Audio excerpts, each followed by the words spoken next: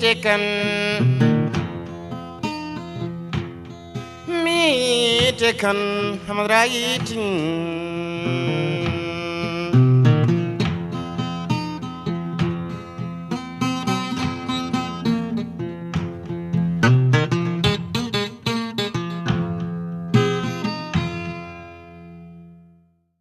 Bonjour à tous, bon dimanche, bienvenue dans ce nouveau numéro du Grand Jury de RFM. Si sur votre bulletin de naissance il est mentionné né à Dakar, vous êtes sans doute un privilégié à vie, puisque cette mention pourrait disparaître des actes de naissance si la ville de Dakar est supprimée en tant que collectivité territoriale. Le débat, la polémique lancée depuis la dernière sortie du ministre des collectivités territoriales, du développement et de l'aménagement des territoires, porte-parole du gouvernement, Omar Gueye, qui estime que les villes de Dakar, Pikine, Guédiawaye, Rufisque et Thiès n'ont plus leur raison d'être à ses yeux et au vu du Code général des collectivités territoriales. Le maire de l'une de ces villes, Guédiawaye, est donc notre invité. Bonjour Aliou Sall. Bonjour Babacar. Et vous êtes également le président de l'Association des maires du Sénégal. Pour combien de temps encore, si la ville de Guédiawaye est supprimée? On verra. Êtes-vous du même avis que le ministre des collectivités territoriales? Oui, je voudrais d'abord, après vous avoir remercié, dire qu'effectivement, si il est mentionné sur votre bulletin de naissance né à Dakar, sachez que vous êtes un grand privilégié parce qu'il n'y en a plus en fait depuis 2014. Parce que depuis 2014, avec l'acte 3 de la décentralisation, les compétences en matière d'état civil ont été totalement transférées vers les communes. Donc la mention né à Dakar, né à Guédiawaye, né à Rufisque ou à Thiès, elle n'existe plus depuis 2014 et ça c'est du fait de l'acte 3. Donc c'est vrai, il y a des questions de nostalgie et ce débat qui vient de survenir sur la question de la ville est aussi beaucoup teinté de nostalgie. On parle de disparition de la ville de Dakar comme s'il s'agissait de prendre des bulldozers, de raser l'hôtel de ville, de raser les services de la ville et même peut-être pourquoi pas de raser la ville. C'est un débat qui est devenu trop passionnant, mais moi je pense qu'il y a un moyen de débattre sereinement et puis de poser toutes les questions qu'il faut poser, mais dans le calme et la sérénité pour qu'on puisse arriver à une réforme de la réforme, puisque c'est de cela qu'il s'agit. Alors les arguments avancés par Omar Gueye, c'est que ces villes doivent être tout simplement érigé en territoire départemental, la collectivité départementale. Des contre-arguments ont été opposés à Omar Gueye, qui évoque le Code général des collectivités territoriales pour justifier sa thèse. Un code qui, en son chapitre 5 et aux articles 167 jusqu'à 187, qui traite de la ville, de la formation de ses organes, de ses compétences, de ses finances et de ses relations avec les communes.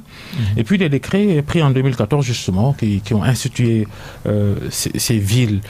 Donc la ville, elle existe aux yeux de la loi. Oui, là aussi il faut clarifier très simplement. La ville existe bel et bien comme collectivité territoriale, mais c'est une collectivité subsidiaire, c'est-à-dire qu'elle peut ne pas exister au titre de l'acte 3 de la décentralisation. Parce que dans le Code, il est dit à l'article 1er que les collectivités locales, maintenant collectivités territoriales, puisque le concept a évolué, les collectivités territoriales au Sénégal sont le département et la commune. Plus loin, il est dit qu'une ville peut être créée pour regrouper plusieurs communes, là, quelque part où il y a une certaine continuité urbaine et où ces communes ont un certain nombre de critères de convergence permettant de mutualiser un certain nombre de compétences. Parce que la ville, finalement, c'est un instrument d'intercommunalité. Le législateur, en écrivant ainsi la loi, a voulu susciter l'intérêt pour différentes communes de mutualiser leurs moyens. On nous avait aussi avancé l'argument selon lequel Dakar, Pikine et Guédiawaye ne peuvent pas avoir de conseil départemental parce que c'est de grandes villes. Ça, à l'élection, aux élections locales de 2014, c'était ça qui était avancé comme argument. On revient dire le contraire aujourd'hui. Oui, vous savez, quand il y a une réforme, comme aujourd'hui, nous sommes dans le temps de la réforme. Quand il y a une réforme, il y a plusieurs idées qui surviennent. Il y a un débat contradictoire comme aujourd'hui. Et il y a certains qui pensaient que dans une zone urbaine qui a donc une certaine continuité, un certain lien entre les différentes localités, ce n'était pas nécessaire de créer un département. Et c'est pour ça donc que l'idée de ville a été développée. Par contre, à la pratique, on se rend compte d'un certain nombre d'incohérences. Je suis maire de ville. J'ai du mal, et mes collègues maires de communes ont du mal à délimiter de façon nette la frontière de compétences entre la commune et la ville. Et donc, aujourd'hui, qu'on le veuille ou non, il y a nécessité à pourtant réformer. Des compétences clairement éditées dans le code des collectivités territoriales. Oui, mais quelque part, ce code présente aussi des faiblesses. Il faut accepter de le reconnaître. Si je prends un seul exemple, et c'est une question extrêmement sensible, la question du foncier. Il est dit que la ville a les compétences en matière de plan d'aménagement, de sol, de lotissement, etc. Et la commune a exactement ces mêmes compétences. Et cela a créé des soucis, ça et là. Autre exemple que j'ai à donner, on dit par exemple que la ville, tout comme la commune, ont la compétence d'aménager des cimetières, etc. La ville a aussi compétence de créer des rues, de fermer des rues, d'agrandir des rues, de même que la commune, sur le même territoire. Ça pose problème. Et il y a d'autres aspects qui sont des aspects économiques, financiers. En 2014, on le savait, Aliou Sall, avant de... Oui, mais c'est ce que je dis. C'est-à-dire qu'en ce moment-là, l'idée qui a prédominé, c'était d'encourager les communes à aller vers une mutualisation. Et comme c'était tout à fait nouveau, on s'est dit, le législateur s'est dit, si je ne fixe pas un cadre, il va être difficile pour les communes d'aller spontanément, librement vers une intercommunalité sans accompagnement. Et c'est ça l'idée de la ville. Et d'ailleurs, dans le code, parmi les obligations de la commune, il y a la nécessité de contribuer au budget de la ville pour demander à la ville de prendre en charge un certain nombre de compétences qui sont difficilement exécutables, efficacement en tout cas, à l'échelle d'une commune. Alors, dans les faits, il n'y a pas eu d'effort de mutualisation au niveau des communes. Dans les faits, il y a beaucoup d'incohérences, non seulement entre les villes et les communes, mais même entre les villes elles-mêmes, en termes de ressources. Aujourd'hui, on a du mal à avoir une répartition équitable des ressources. Vous voyez des villes qui se retrouvent avec une manne financière énorme. Je prends le cas de Rufisque, qui, c'est vrai, je dois souligner, qu'elle a perdu beaucoup de ressources du fait des coupes sur les ressources fiscales. Il y a beaucoup d'industries aujourd'hui installées à Rufisque et qui bénéficient d'exonérations fiscales.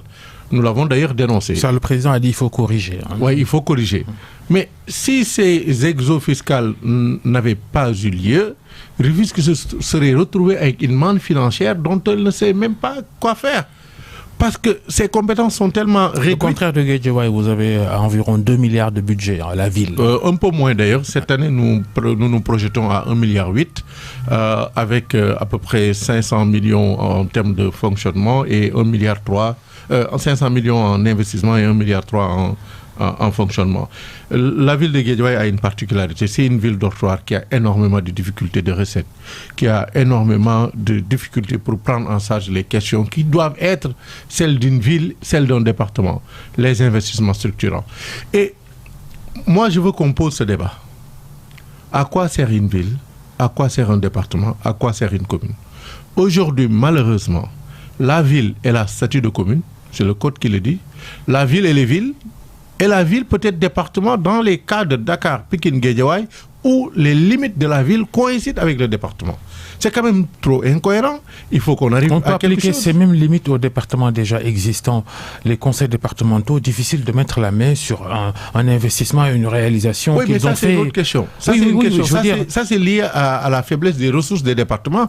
Et d'ailleurs, c'est un des autres points sur lesquels nous, élus, nous avons travaillé et sur lesquels nous avons interpellé l'État. Dakar, Pikine, Guédiawaye, ville ou département, les mêmes attributions, les mêmes possibilités financières. Qu'est-ce qui peut arriver? Qu'est-ce qui peut arriver si nous réformons? D'abord, on enlève à la ville toutes les compétences qu'elle partage avec la commune. On ne peut pas avoir deux entités avec les mêmes compétences sur le même territoire. Alors, si on enlève les compétences de la ville qu'elle partage avec la commune et qu'on les transfère définitivement à la commune, il ne restera à la ville que les compétences d'un département. Alors, si on veut, on continue à l'appeler ville, puisque les gens tiennent à ce concept de ville, peut-être par nostalgie, mais je rappelle quand même que Dakar ne s'est pas toujours appelé ville. À sa création en 1886, c'était une commune. Plus tard, dans les années 90, elle s'est appelée communauté urbaine. Et l'exécutif local ne s'appelait pas maire. Mamadou Diop a eu à être maire, certes, mais à un certain moment, il était président de la communauté urbaine. Donc, qui s'est allé jusqu'à Rufisque. C'est allé jusqu'à Rufisque. Cette façon de s'agripper sur les concepts de maire, sur l'appellation de maire, sur l'appellation de ville, est plus de la passion que de la raison. Les symboliques aussi, c'est important. Oui, c'est symbolique. Mais qu'est-ce qui est symbolique finalement? Est-ce que c'est le nom ville qui est symbolique? Mais je rappelle que nous ne serons pas, si la réforme elle est exécutée, les seuls à avoir une capitale qui ne s'appelle pas ville. Ailleurs, à Abidjan, au Cameroun, dans d'autres pays européens, les capitales peuvent s'appeler région capitale, ou district, ou région, simplement. Et donc, c'est une question d'appellation. Moi, ça ne me gênerait pas demain, que Dakar soit appelé, je ne sais pas, la région capitale. Puisque, encore une fois de plus, c'est où Dakar? Je parle du point de vue géographique et urbain. C'est où Dakar? Dakar en région ou département? Je veux dire, Dakar, quand on dit Dakar, c'est où? Mais même les gens de Guédiawaye... En global, c'est la région du Cap-Vert. Oui. C'est la région du Cap-Vert. Donc, il faut aussi qu'on revienne à cette réalité physique que vivent les gens, en fait. Les gens qui habitent cette région, ils considèrent qu'ils habitent Dakar. Et donc, la ville de Dakar, c'est la ville qui va du Cap Manuel à Diamniadio. Et cette entité-là, comment on va la gouverner?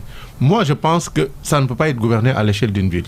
On devrait pouvoir aller vers une mutualisation, une intercommunalité. Et d'ailleurs, il est prévu de mettre en place des pôles territoires. Et je crois que c'est l'occasion, aujourd'hui, de faire évoluer l'agglomération de Dakar vers un pôle territoire qui pourra adresser des questions transversales qui, elles, ne peuvent pas être gérées. L'appellation pôle territoire, c'est ce que vous préconisez? Non, c'est même pas seulement une appellation, c'est prévu de toutes les façons. Aujourd'hui, le pôle Casamance existe, le pôle Sine Saloum est presque quasiment établi, et donc il faudra un certain nombre de pôles territoires, et je pense, et en tout cas beaucoup d'acteurs partagent cette idée, que la région de Dakar devrait constituer un pôle territoire.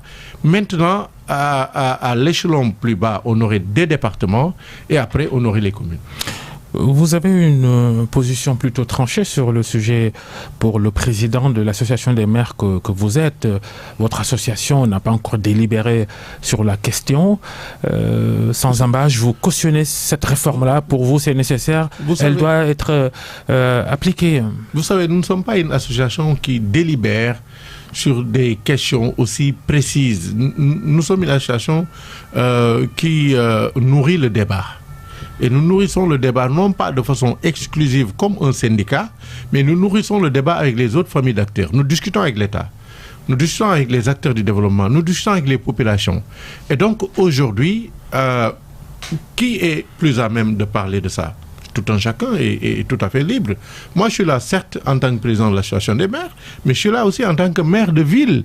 Ne l'oublions pas. Parce que tout le débat, on parle comme si aujourd'hui, il est question d'enlever à Dakar ses prérogatives, alors que Guédiawaye est une ville. Pikine est une ville, et pas des moindres. En termes de population aujourd'hui, si on regarde les glissements démographiques, Pikine est devenu beaucoup plus peuplé que Dakar.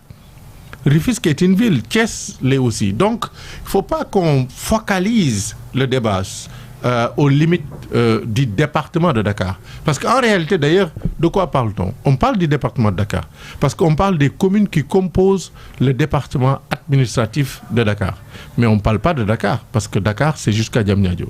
Et maintenant, les motivations politiques de cette probabilité, on ne peut pas ne pas les mettre sur la balance.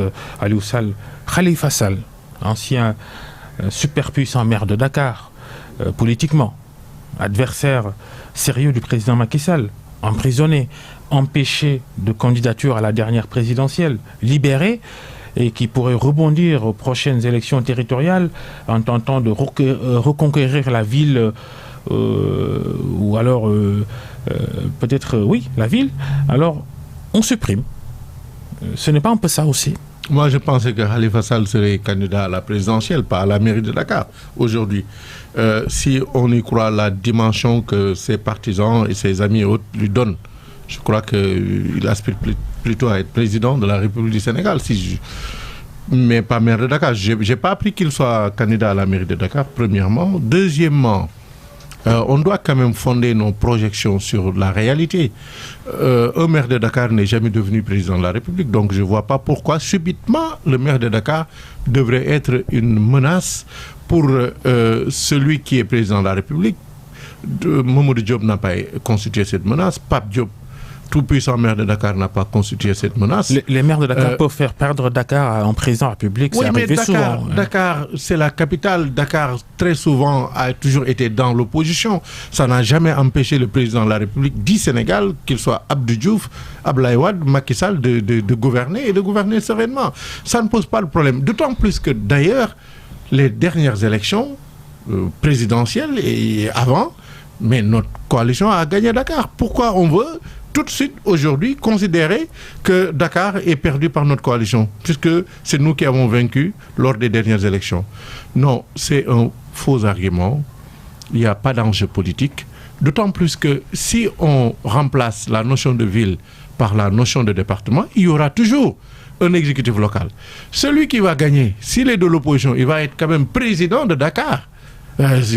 C'est même beaucoup plus proche de président de la République. Donc je ne vois pas pourquoi on met de la passion dans ce débat qui n'en est pas vraiment, qui n'est pas un débat politique, qui devrait être un débat technique permettant d'analyser réellement qu'est-ce que l'évolution institutionnelle peut donner aux populations.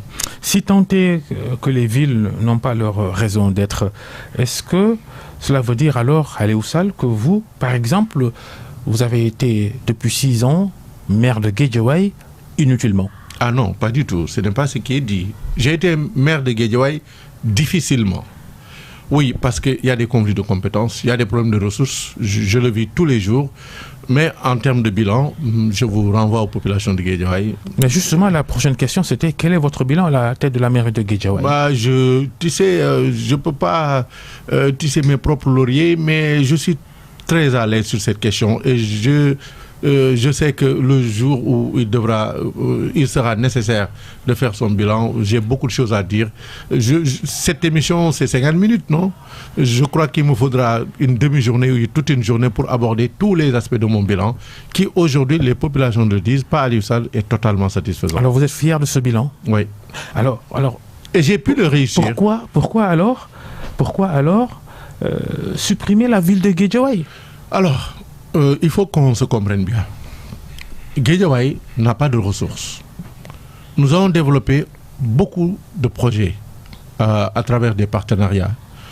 Justement, nous avons fonctionné en quelque sorte comme un département. Parce que au lieu de vivre sur des taxes de marché qui n'existent plus puisqu'elles appartiennent aux communes, sur des taxes de publicité qui appartiennent désormais aux communes, sur des questions de proximité comme la gestion des postes de santé, autres qui appartiennent désormais aux communes, nous avons travaillé sur la planification. Nous avons travaillé sur la coopération, y compris la coopération décentralisée. Et nous avons travaillé sur des projets transversaux. Et c'est ça le rôle d'un département. Et je suis sûr qu'ailleurs, les gens étaient obligés de travailler ainsi. Quand je vois comment la ville de Rufisque a essayé de se développer à travers des projets structurants, en travaillant sur la baie de Rufisque avec des projets extrêmement impactants, qui n'a pas vu encore le jour, mais qui est à l'étude.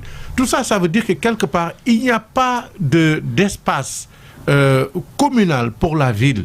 Il y a plutôt un espace pour tout ce qui est projet structurant, tout ce qui est impactant pour l'ensemble des communes. Et c'est ça le rôle d'un département. Peut-être, quelque part, nous avons fait comme l'autre, faire la prose sans savoir que nous faisions la prose.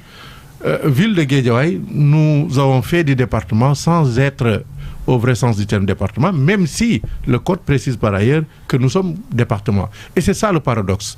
On ne peut pas avoir une entité qui soit une commune, qui soit une ville, qui soit un département. Nous voulons maintenant, mais le futur département, qu'il se concentre sur des questions économiques, sur des questions de planification, sur des questions de promotion de la culture. Et ça, c'est des questions éminemment transversales qui ne peuvent être adressées à l'échelon seulement de façon communal. Générale, les collectivités territoriales ne décollent pas depuis la dernière réforme, depuis l'application de l'acte 3. Le sentiment général semble être on ne sait pas à quoi ça sert finalement. Ah non. Nous avons joué un rôle déterminant dans la vie des populations à différentes occasions et depuis 2014, depuis l'acte 3. D'abord, on parle de toutes les collectivités territoriales. Je parle généralement de toutes les collectivités territoriales. D'abord, en termes de ressources. Aujourd'hui, les transferts de l'État s'élèvent à plus de 55 milliards entre les fonds de dotation et les fonds d'équipement. En 2012, ces transferts étaient de 25 milliards, plus que doublés. Pour près de 400 collectivités territoriales. Oui, mais c'est ce que nous sommes en train de dire, qu'on se comprenne bien. Je veux dire, il y a plus du doublement des ressources affectées aux collectivités territoriales. Je dis 400, ça fait plus. Permettant. Un demi-millier de collectivités territoriales, 55 milliards. À peu près, on a 557 communes, 45 départements, etc. Donc, voilà. Je veux dire, les ressources ont beaucoup augmenté. Mais plus que les ressources de transfert, ce qui a véritablement changé, c'est que les collectivités sont devenues conscientes qu'elles étaient responsables de leur destin et qu'elles pouvaient imaginer leur développement en partant de leur potentiel local. Je peux citer beaucoup d'exemples, sans parler de Guédiawaye. Des communes aujourd'hui qui ont développé des projets industriels, avec des zones industrielles vivantes. Je ne parle pas sur le papier, vivantes. Vous allez à Sandiara. Aujourd'hui, vous n'en citerez pas beaucoup. Non, mais je cite Sandiara. Je vais vous citer Malicounda. Je vais vous citer Madina Cherif dans le Kolda, qui travaille beaucoup dans l'agrobusiness et les rizicultures. Je vais vous citer beaucoup d'autres communes. Je ne veux pas citer ma propre commune. Mais c'est des collectivités aujourd'hui qui ont pu, avec des partenaires, développer des activités vraiment hors du commun qu'on ne pouvait pas imaginer à l'échelle d'une collectivité. Pourquoi les jeunes de ces collectivités territoriales, les jeunes qui résident, qui sont peut-être nés dans ces collectivités territoriales-là, pourquoi ces jeunes veulent quitter le Sénégal, prendre des pirogues, risquer leur vie pour aller... Mais Babacar, vous me posez là une question vraiment qui n'a rien à voir avec les collectivités territoriales. Non, je dis, vous parlez d'industrialisation, vous parlez de développement local. Oui, mais Babacar, le chômage, je suis de la majorité, mais le chômage est un problème compliqué. Ça, il faut qu'on soit d'accord là-dessus. Et c'est un problème mondial. Les collectivités locales n'ont pas vocation à fixer les jeunes dans leur territoire. Les collectivités contribuent à l'amélioration des conditions de vie des populations, y compris la création d'emplois. Mais ce que je veux dire, la question du chômage, c'est une question tellement compliquée, qui nécessite tellement de ressources, qui dépendent d'ailleurs de l'économie globalement. Je ne parle même pas de l'économie du pays, mais l'État central a sa part de responsabilité. Mais tout le monde a sa part de responsabilité. Quelle est la partition? Même les parents qui laissent les enfants partir ont leur part de responsabilité. Donc, ça ne peut pas être pertinent aujourd'hui d'adresser cette question en ciblant, en indexant les collectivités territoriales. Avez-vous joué votre partition dans l'épanouissement, dans la promotion de l'épanouissement des jeunes? Mais tous les jours, je rappelle que parmi nos compétences, il y a les questions de jeunesse. Les questions de jeunesse, c'est quoi? Les questions de jeunesse, c'est faire en sorte qu'en dehors du circuit même de l'école, qu'il y ait un cadre d'épanouissement culturelle, qu'il y ait la promotion de la citoyenneté, que les jeunes puissent être formés. Et aujourd'hui, en termes de formation professionnelle, et ça, c'est surtout l'action de l'État, mais en rapport avec les collectivités territoriales, les possibilités qui s'offrent en termes d'offres de formation technique et professionnelle, mais plus que l'offre, en termes de financement en formation professionnelle et technique, n'ont jamais existé. Aujourd'hui, qu'on se dise la vérité, les jeunes qui veulent se former, ils ont une palette, une panoplie de possibilités qui n'existaient pas avant. Et tout ça, je ne peux pas dire que ce sont les collectivités, parce que ce ne sont pas les collectivités, c'est l'État. Mais c'est l'État avec les collectivités territoriales. C'est l'action publique. Ce sont des politiques publiques globalement qui permettent aujourd'hui vraiment, qui ont permis d'évoluer, mais de façon sensible en termes de création d'emplois. Mais de là à justifier le départ de ces jeunes qui ont un problème dramatique par l'inaction. Justification partie peut-être. Oui, mais on peut. Moi, cette question me dépasse. Très franchement, je veux avoir l'humilité de dire que la question de l'immigration, le développement local, je ne comprends pas. Quand est-ce que le développement local, laissez-moi dire, je ne comprends pas un jeune qui se réveille en sachant qu'il a 50% de mourir dans l'océan parce qu'il a des difficultés, rassemble quand même un peu d'argent, 500 000, 1 million, je ne sais pas, 3 millions, pour prendre une pirogue et en sachant qu'il se suicide. Je ne comprends pas ça. Je ne crois pas que ce soit seulement économique. Je crois qu'il y a une part de psychologie collective.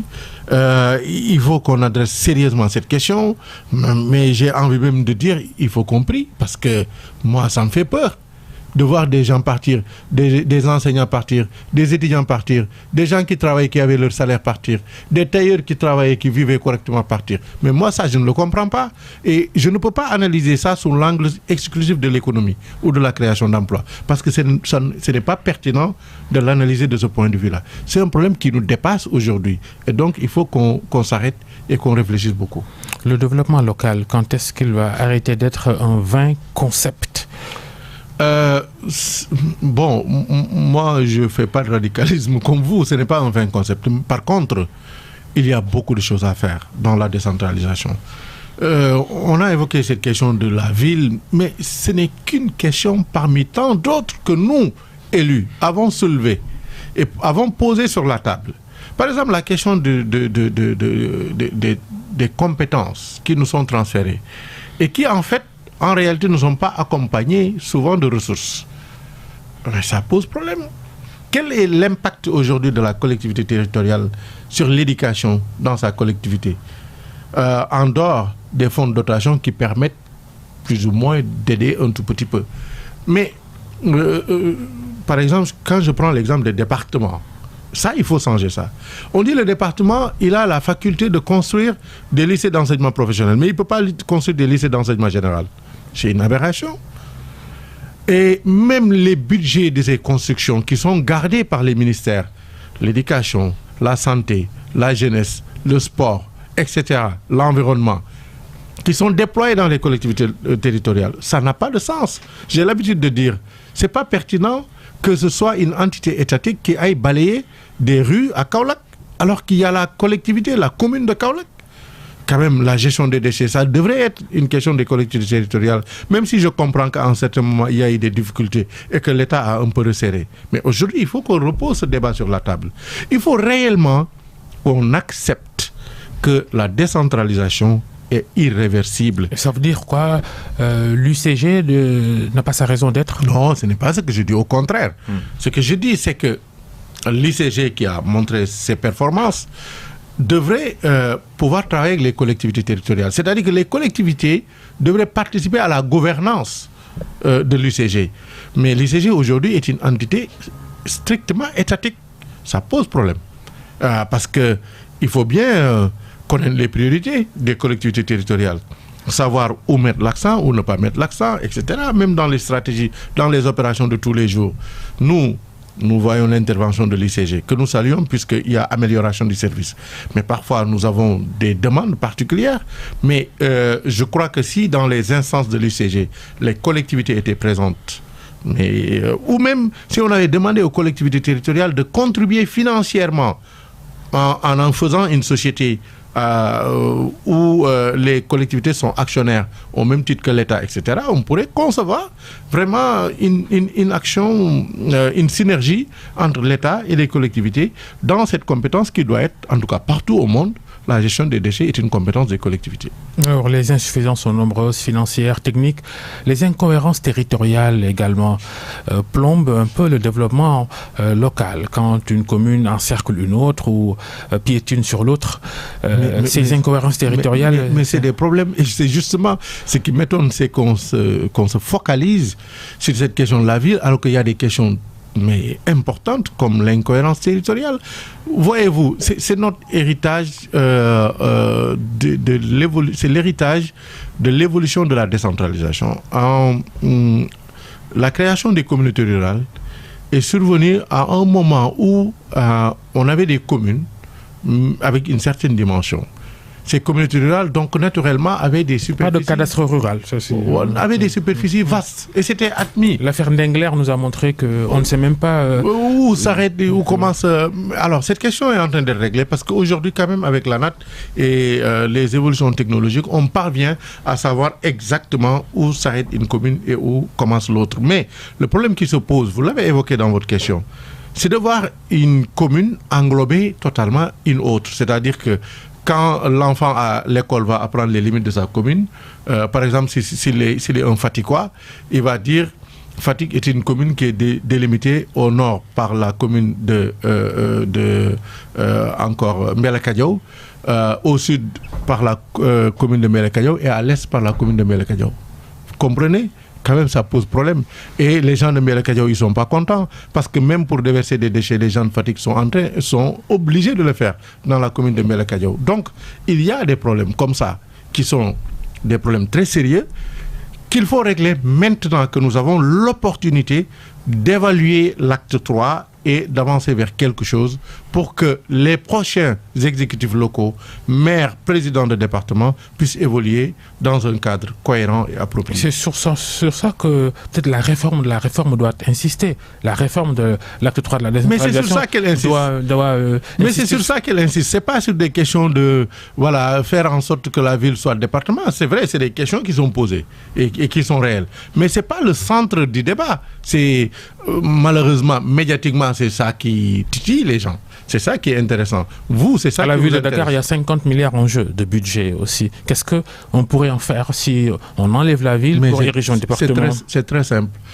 Toutes les ressources de la ville de Dakar qui permettaient de prendre en charge des compétences partagées avec les communes seront simplement transférées aux communes. C'est les communes qui deviennent plus riches. Et donc, c'est les populations qui, parce qu'elles ont des communes plus riches, qui vont en profiter davantage. Il va faire comment le probable département? Mais le département, il va fonctionner d'abord sur les ressources naturelles et actuelles d'un département. Mais, et c'est ça une autre question, nous avons dit, élus, que le code a bien prévu une fiscalité pour le département. Mais il faut créer une fiscalité pour le département. Et ces fiscalités-là, nous sommes en train de réfléchir où aller les prendre. Il ne s'agit pas de, comme disent souvent nos adversaires, déshabiller Jean pour habiller Paul. Non. Il s'agit de trouver de nouvelles ressources. Moi, je pense que les ressources générées par les autoroutes à péage, les aéroports qui se développent et certaines autres ressources qui sont des ressources inédites, mais elles doivent financer les départements. Et ça, c'est de nouvelles ressources. On ne peut pas nous dire, du côté de nos amis des finances, on ne peut pas nous dire que non, ces ressources servaient à financer telle ou telle autre chose parce que c'est des ressources nouvelles pour tout le monde. Donc quand même, c'est de l'argent frais qu'on peut injecter à travers les départements et, bien entendu, les départements doivent être tenus mais d'injecter toutes ces ressources dans des investissements structurants, comme je l'ai dit tantôt.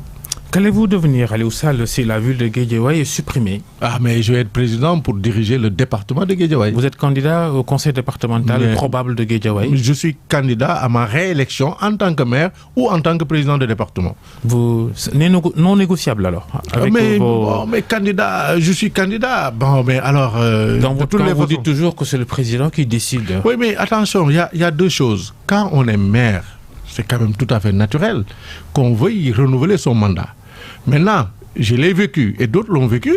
Mais si demain je suis candidat et que le président me dise non, c'est pas toi le bon candidat, mais ça me plaira peut-être pas, mais je vais plier. Parce que c'est comme ça que fonctionne notre parti. C'est comme ça. Mais là, c'est clair, vous, si Guédiawaye change, si la ville change en département, vous êtes candidat à la présidence du conseil départemental. Mais c'est clair, je n'ai même pas de doute à mon niveau. La concurrence locale, non, un peu? Franchement, aujourd'hui, on a une certaine harmonie. Je prie Dieu que cette harmonie puisse continuer, de sorte que vraiment, il n'y a pas d'animosité entre nous autres. Dans vos propres rangs, Lat Diop, non, je parle justement promu directeur général de la LONASE, mais avec bonheur. Khafor Touré, lorsque vous étiez à la CDC, qui avec dirige bonheur. Une entité de... Chaque fois qu'un fils de Guédiawaye, qu'une fille de Guédiawaye est promue, je suis content. J'ai l'habitude de dire, il faut surveiller le comportement de Racine Talla aussi, maire de... Racine Talla, c'est mon grand frère. Vraiment, il n'y a pas l'ombre vraiment d'un désaccord entre Racine Talla et moi.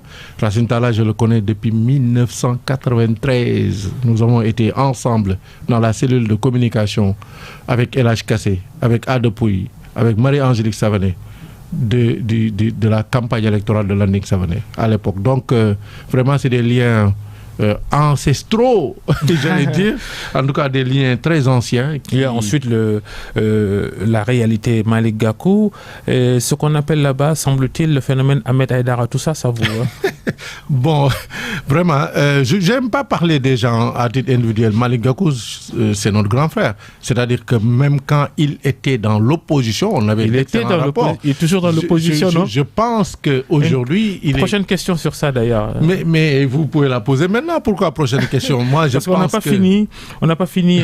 Oui, mais on enchaîne parce que justement cette ouverture de la majorité. Hein, c'est une excellente chose. C'est une excellente chose. En tout cas, nous, majorité, quel est notre intérêt? C'est la stabilité du pays. Idriss Seck est venu, Oumar Sarr aussi. On annonce Gakou, il ne vient toujours pas. Est-ce que vous avez des informations, des nouvelles? Mais venir, ça ne veut pas toujours dire prendre un poste. Oui, bien sûr. Mais il faut qu'il... Mais il ne faut pas que les gens... Officiellement, qu'ils disent qu'il est dans le camp de la majorité. Il ne l'a pas encore fait. Oui, mais il ne l'a pas encore fait. Mais il est dedans déjà? En tout cas, bon, il est avec vous? Je l'ai taquiné l'autre jour. J'ai dit, bon, on dirait que le pied droit est là-dedans, le pied gauche pas encore. Mais nous le poussons à venir. Complètement. Il va venir, Malick Gakou? En tout cas, nous, c'est ça notre intérêt. Moi, il va venir, Malick Gakou? Je ne le sais pas, mais c'est ça que je souhaite. Bon, en tant qu'acteur politique à Guédiawaye, si Malick Gakou vient, Réumi est déjà venu, mais ça nous ouvre un boulevard politique. Ça ne veut pas dire qu'on a gagné d'avance les élections. On ne gagne jamais d'avance une élection. Et il ne faut jamais sous-estimer. C'est un élargissement qui ne plaît pas à tout le monde dans le camp de la majorité. Landing Savané n'a pas cacher sa frustration. Lui, le leader de Ande Diop PADS, authentique maintenant, Ande Diop, l'ancien parti dans lequel vous avez milité avec votre frère aîné Macky Sall. Est-ce que... J'ai pas suivi les sorties de Landing Savané, oui, mais... Est-ce que ces plus-là n'engendrent pas des moins dans vos effectifs? Non, je ne crois pas. Je crois pas. Il faut élargir. Il faut élargir. Nous, notre intérêt, c'est d'élargir notre base politique. Notre intérêt, c'est la stabilité politique. L'intérêt du pays, c'est que la majorité qui gouverne soit la plus large possible. Il peut y avoir, ça et là, des gens qui peuvent être frustrés parce que c'est des questions de personnes aussi. Quand on élargit, forcément, bon, on élargit aussi les postures. Si à Guédiawaye, Malick Gakou vient, il lui faut une place politique. C'est à nous tous maintenant d'avoir cette intelligence collective à faire en sorte que chacun puisse avoir une place politique, puisse s'épanouir. Ça n'a rien à voir maintenant avec les postes politiques. Malick Gakou pourrait occuper à Guédiawaye là, je pense que il va, du point de vue national, c'est un presque alter ego de notre chef de parti, puisqu'il est chef de parti. Donc là, il n'y a aucun problème. C'est notre patron parce qu'il est chef de parti. Mais à Guédiawaye, je suis le patron, il va devoir me verser ses troupes pour que je puisse les gérer pour son compte. Et du point de vue gestion des affaires publiques, la place que vous lui prédisez que vous... Non, je ne connais pas ses intentions. Mais franchement, bon, Malick Gakou, déjà en 2014, n'avait pas été candidat à la mairie de Guédiawaye. Il dit l'avoir regretté parce qu'il vous aurait battu. Il a dit dans cette émission. Oui, mais bon, on peut toujours regretter des choses, revenir dans le passé, mais j'ai gagné. J'ai gagné et puis je suis encore candidat. Si j'ai en face Malick Gakou, je serai quand même candidat, mais je ne crois pas que Malick Gakou sera candidat en face de moi. Ça n'a pas de sens au plan politique. Pour le futur conseil départemental de Oui, Guédiawaye. pour le futur conseil. Je ne crois pas que ça ait un sens politique pour lui d'être en face de moi. J'espère d'ailleurs qu'il va être dans notre coalition et que, comme il l'a fait en 2014, il va contribuer à notre victoire à Guédiawaye comme ailleurs. La sortie d'Aminata Touré maintenant lors de cette rencontre internationale organisée par le NDI, le National Democratic Institute, un think tank américain qui fait la promotion de la démocratie. Aminata Touré, ancien Premier ministre et ex-présidente du Conseil économique, social et environnemental, elle a été limogée de la tête de cette institution pour sa position ou ses positions contre le troisième mandat, selon plusieurs commentaires et analyses. C'est bien cela, vous confirmez? Je ne commande pas cela. Elle a en quelque sorte vilipendé Macky Sall, à qui on prête des intentions de vouloir obtenir un troisième mandat présidentiel. Que pensez-vous de cette sortie d'Aminata Touré sur le troisième mandat? Je considère qu'Aminata Touré est encore une camarade, donc je ne vais pas la critiquer. Je ne vais pas parler d'elle dans cette émission. Le sort qui lui a été réservé par le président de la République, limogeage du Conseil économique, social et environnemental. Oui, vous avez en face de vous un chômeur, Aliou Sall. Il est cadre de ce parti, membre du secrétariat national, qui n'est pas à une position bien déterminée suite à sa démission en tant que directeur général de la Caisse des dépôts. Est-ce que je dois dire, moi, Aliou Sall, je ne suis pas directeur général, je ne suis pas ministre, je ne suis pas président d'institution, donc je vais être frustré. Non, ça en politique, il faut qu'on accepte aussi de militer, même d'avoir tout un cursus, d'avoir de la légitimité sans forcément avoir une responsabilité à un certain moment. Surtout quand on a eu à occuper des positions vraiment importantes dans ce pays. Donc, et je connais un peu quand même Aminata Touré. Je sais que ce ne sont pas des questions de poste qui l'intéressent à ce point. Peut-être qu'elle a des idées qui peuvent être contraires à l'idée de la majorité dans notre parti. Mais ça, pour le moment, c'est pas encore arrivé à un niveau d'antagonisme qui mérite que je vienne ici dans ce studio. Vous semblez dire quelque chose de très grave, Aliou Sall. Si elle est contre le troisième mandat et que c'est contraire à l'idée générale dans votre parti, c'est que dans votre parti, on est pour le troisième mandat. Il n'y aurait pas de troisième mandat.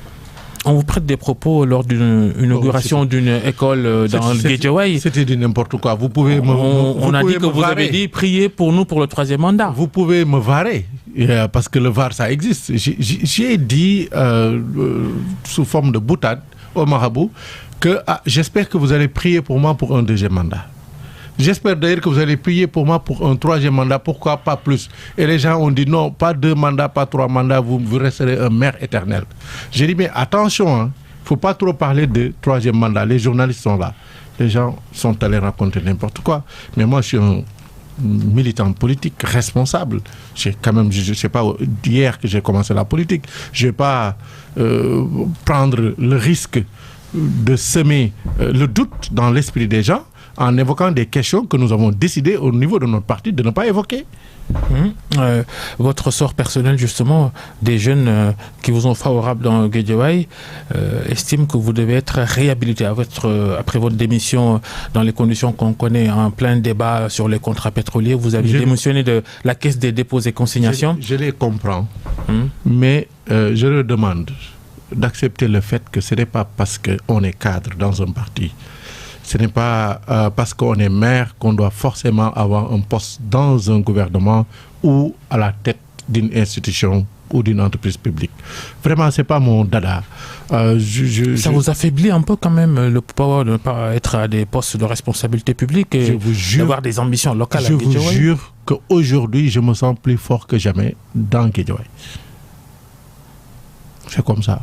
Est-ce que le président, il songe à vous nommer à nouveau quelque part Si j'ai la capacité de connaître les songes du président, ça, je deviendrai fort. Vous ne vous y opposerez pas Je ne crois pas. Ça, c'est pas un débat. Vous savez, moi, j'ai fait des études pour servir l'État. Aujourd'hui, je suis maire, donc je sers l'État.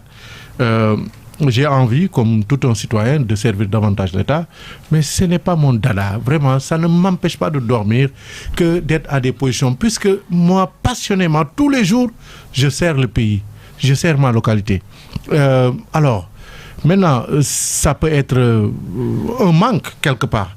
Ce qui me frustre, ce n'est pas de ne pas avoir un poste, c'est d'être considéré comme une sorte de paria de la République. Ça fait mal, je ne le cache pas. Qu'on dise, oui, Aliou Sall est le frère du président, donc il ne doit pas être ça. Parce que ça, c'est une idéologie qu'on a développée. Le délit de parenté. Voilà, le délit de parenté, ça me frustre. Je ne suis pas d'accord avec ça. Et je ne serai jamais d'accord avec ça. Mais quant à être dans un poste ou pas, vraiment, ça ne m'empêche pas de dormir. Est-ce qu'en famille, puisque on imagine que vous trouvez... Je ne parle jamais de ma famille. Oui, en famille, je veux dire, avec votre frère aîné et autres. Pas de ma famille. Quand vous parlez Sénégal, quand vous parlez avenir, vous évoquez troisième mandat. Quelle est la position de la famille? Je ne parle pas de ma famille ici. On a évoqué votre départ de la Caisse des dépôts et des consignations en tant que directeur général, départ motivé par toute la polémique qu'il y a eu autour de ces contrats pétroliers et gaziers. Vous étiez pointé comme quelqu'un qui a reçu des pots de vin pour faciliter l'installation de Franck Timis au Sénégal. Thierno Alassane Sall, ancien ministre de l'énergie du Sénégal, a sorti un livre dans lequel il vous cite, il vous accable. Quel est votre commentaire? Je n'ai pas lu son livre. Que pensez-vous de ce que vous en avez entendu? Non, je ne prête pas attention à ça. Ça aurait été mieux de lire, non? Quand vous êtes cité pour des choses aussi graves. Non, franchement, c'est pas que j'ai décidé de ne pas lire par dépit ou quoi que ce soit. J'étais occupé à autre chose. Il arrive qu'il y ait d'autres livres qui sortent que je ne lise pas. Peut-être qu'ils parlent de la gouvernance, mais on n'a pas toujours l'occasion de lire des livres. Que pensez-vous de lui, ancien ministre, qui vous accable Franchement, moi, j'aime pas parler des personnes comme ça, même si elles m'attaquent, même si elles ne sont pas justes à mon égard. Je préfère, même quand ça me fait mal, je préfère pardonner en me disant que peut-être que la personne ne connaît pas la réalité. Ou il y a un petit passage dans le livre où il dit vous êtes venu avec un ami chez lui faire le prix de grue, lui dire bro, il faut signer l'affaire. Est-ce que c'est vrai ou pas? J'ai entendu parler, je ne vais pas commenter ça, franchement. Je ne vais pas commenter ça. Vous êtes très présent ces derniers jours sur le terrain à Guédiawaye. Qu'est-ce qui se passe? Mais je suis présent, mais dans quoi? Qu'est-ce que je suis en train de faire à Guédiawaye? Nous étions dans la période de l'ouverture des classes. J'étais présent à côté des écoles, à côté des enseignants, à côté des élèves et des parents d'élèves pour inaugurer des salles de classe, pour donner des fournitures, pour construire des salles de classe. Je suis présent à Guédiawaye pour recevoir des partenaires. Donc, je suis présent à Guédiawaye. Naturellement, je suis le maire de Guédiawaye. Il faut que je sois présent à Guédiawaye. Et je suis toujours présent. Parfois, c'est une présence pas visible. Quand je suis chez moi à Guédiawaye, je reçois des gens, mais ce n'est pas visible parce que les médias ne sont pas là pour montrer ça. Mais quand il y a un événement, on le montre et on pense qu'il y a de l'effervescence politique. Mais bon, je ne sais pas. Les associations à Guédiawaye nous en voudraient s'ils n'évoquent pas le prochain sujet, le littoral de Guédiawaye. Allons-y. Avec la spéculation foncière ajoutée au projet de la ville que vous dirigez, qui pourrait faire disparaître la bande verte des Filao par exemple, impact écologique, mais également déjà la gestion de ce foncier-là qui, selon beaucoup, regorge de zones d'ombre. Les gens disent beaucoup de choses qu'ils ne savent pas. Ça fait partie de mes frustrations de maire de ville de ne pouvoir avoir la liberté avec mon conseil municipal, mon conseil de ville, d'aménager selon un plan d'aménagement concerté, d'aménager le littoral pour le mettre en valeur. C'est une grosse frustration. Pourquoi? Parce que le littoral est classé. Et donc, on ne peut y agir que suite à un déclassement. Et ce déclassement ne peut être pris que par décret après une procédure. Cette procédure, nous l'avons entamée depuis 2014. Nous sommes passés par tous les filtres nécessaires, par une commission régionale domaniale, par une commission régionale d'urbanisme.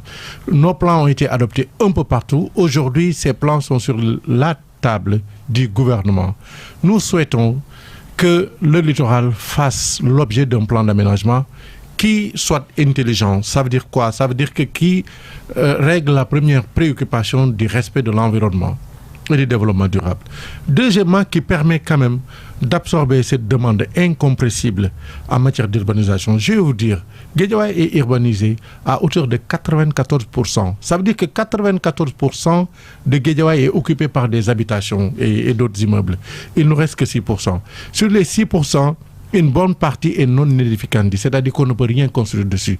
Donc il reste un infime pourcentage. Au même moment où nous avons plus de 24 000 habitants par kilomètre carré à Guédiawaye, c'est le département qui est le plus densément peuplé du Sénégal. On ne peut pas continuer à nous dire la bande, elle est là. De temps à autre, on prend 4 hectares, 5 hectares, on le donne aux magistrats. De temps à autre, on prend 4 hectares, 5 hectares, on le donne au syndicat des impôts et domaines. Mais les populations, elles, les collectivités, j'allais dire, parce qu'il y a la ville et il y a les communes, ne peuvent pas y accéder. Et à ce jour, il n'y a aucune action de la ville de Guédiawaye, de ma part, sur la bande des Filao. Je ne la gère pas. J'aurais souhaité la gérer, ce n'est pas le cas aujourd'hui, mais j'appelle encore les autorités à faire en sorte que la bande soit aménagée pour le bénéfice des populations et pour le bénéfice de l'environnement. Merci Aliou Sall. On ne va pas terminer cette émission sans parler de l'épidémie de coronavirus avec cette tendance à la hausse des cas de contamination. Vous-même aviez été contaminé au coronavirus. Le respect des gestes barrières fait défaut pour la plupart de la population. Vous avez entendu un message à livrer pour qu'on fasse attention. Cette seconde vague, elle est terrible. On ne s'en rend pas encore compte. Il faut qu'on soit extrêmement vigilant. Nous sommes en train de perdre beaucoup de gens du fait de la Covid. Cette maladie n'a pas de frontières. Et elle est terrible, elle est aveugle, et elle est méchante. Et donc, il nous faut être vigilant. J'ai l'impression... Vous l'avez mal vécu? Non, c'était très dur, physiquement. C'était très dur. Moi, je suis resté à l'hôpital 21 jours, dont pratiquement une semaine aux urgences, à la réanimation. Donc, sous respirateur? Non, avec assistance respiratoire, c'est différent. Je n'ai pas été intubé, mais on m'a assisté pour mieux respirer. Et c'est dur parce que c'est 21 jours sans voir une seule personne que vous connaissez, c'est 21 jours sans interagir avec des gens, c'est 21 jours sans communication, mais c'est 21 jours avec des piqûres, ne serait-ce que pour les anticoagulants, pour des gens qui ont des difficultés respiratoires, qui ont des problèmes de saturation. C'est au moins 6 piqûres par jour. C'est des comprimés qu'on prend à longueur de journée. Donc, il faut que les gens sachent que même si on n'en meurt pas, et on en meurt, et beaucoup trop même, il faut qu'on soit vigilant. Alors, moi, je lance un appel, pas au gouvernement, parce que le gouvernement est très vigilant, très sensible sur l'affaire, mais à tous les acteurs qui avaient contribué lors de cette première vague à mobiliser des ressources en faveur des hôpitaux, des CT et des centres de traitement, à encore se mobiliser. Parce qu'on ne sait pas jusqu'où ça va aller. Et on ne peut pas, moi je ne suis pas d'accord qu'on revienne à des formes de restriction comme avant. Parce que ça va être terrible du point de vue économique. On ne pourra pas. Vous comprenez les acteurs culturels, les sportifs mais je les comprends. Je les comprends. Vous êtes pour la levée de ces restrictions pour qu'ils travaillent? Mais oui, moi je suis pour la levée. Je suis pour la levée, mais je suis pour qu'une prise de conscience vraiment profonde de tous les acteurs pour que les mesures barrières soient strictement respectées où que l'on soit. C'est gérable dans les lieux de spectacle, vous pensez? Moi je pense qu'on n'a pas le choix. On n'a pas le choix. On doit vivre avec cette pandémie et donc on doit vivre avec ces contraintes-là. Parce que si cela explose, si on est obligé d'aller vers des restrictions, ça va être une catastrophe. Merci Aliou Sall. Message reçu 5 sur 5. Merci d'avoir suivi le grand jury. Aliou Sall, le président de l'association des maires du Sénégal. Pour combien de temps? Je répète la question, on ne sait pas, puisque on s'achemine vraisemblablement. Au moins jusqu'à la prochaine élection. Au moins. On s'achemine vraisemblablement vers la suppression des villes de Guédiawaye, Pikine, Rufisque, Thiès et Dakar. Restez avec nous, les programmes continuent. Merci à Yaya et à Abdou qui était à la régie, à Magui au digital. Bonne fin de week-end. Mi